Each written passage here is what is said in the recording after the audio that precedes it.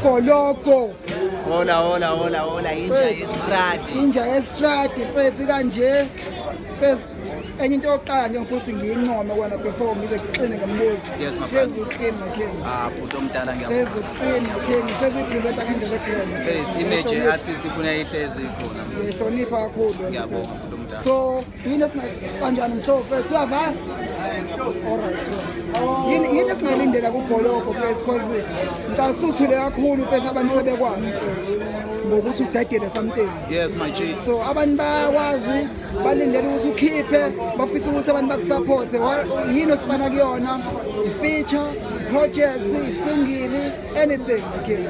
Currently my brother ngisebenza on my second album. First album yaphuma 2022 then yangilasta ke mfethu leminyaka leyo manje u2025 ngiplanile ukuzana i-album 96% is done studio.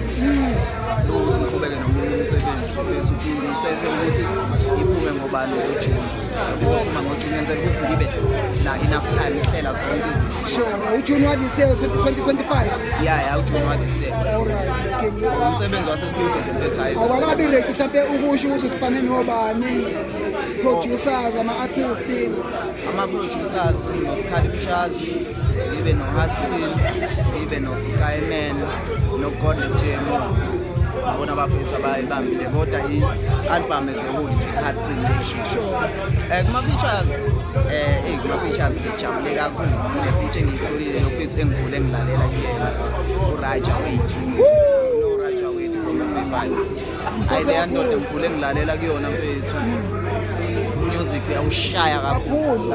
So nakhona nempahla esenzile futhi estudio nami ngicela kungeyena uRaja Wade uSkhali Mshazi noma sembalile zoproducer naye futhi ufeatured engomeni uyarapper ngizoba nomzamo la vocalist ngizoba no-L King maningi nje amajita akho enye feature engiyitholile ngikwazi ukuthola ufethu uzolila vocalist from Eswatini ukuthi ngike ngithi ukuphumela naye kwazi ucross over uthi kwelinye izwe kancane yeah ngithi ukufaka nenye lokuzana Spice esingajwayele already market yakho sizoba ngaphezulu kokuthi owase KZN. Yes, sure. Emi lapho. Singakulindela ukubona mhlawumbe ubhetlisha mhlawumbe anytime soon ngoba ngicabanga ukuthi abantu abaningi ukulazi igama. Yes. Balaze ngokuthi uyabhetlisha ukhozini yabo. Okungenzeka ukuthi mhlawumbe ungabe mhlawumbe ufuna ukuqhubha ukuthi uyibhethe MC. Sure. Kodwa ke ngicabanga ukuthi bakhona abantu abalindele ngoba bazi lokho.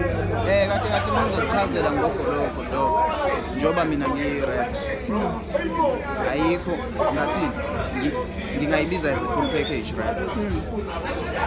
Alikho iside engithi mina ayikuyangihlula ukwenza lokho ngiyazama noma ngingeke ngibe perfect khona konke ngiyazama ukuthi ngaso sonke isikhathi adapt ushintsho bese because ngithola ku-trap ngasishaya istop mase ngibuyela estradini futhi ngiyasishaya estradi ama-batteries futhi nawo if kukhona anyone ofakile ukuzana i-challenge eback anginankinga ngiyi-rap ayigcinile. Ngiyithanda lento bese energy yakho itshengisa ukuthi kuningi osazokwenza but ama-batteries ngiyawashaya yes but angigxilile kakhulu kuwona ngithanda umuntu musical kakhulu. So abantu abafuna ukubhuka mhlawumbe for ama-performances since sizokhipha bangathola kanjani?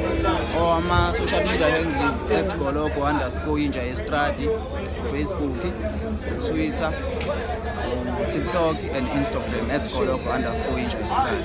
Okay, stamp inamba mongasishiyela mawuthi awunqeni.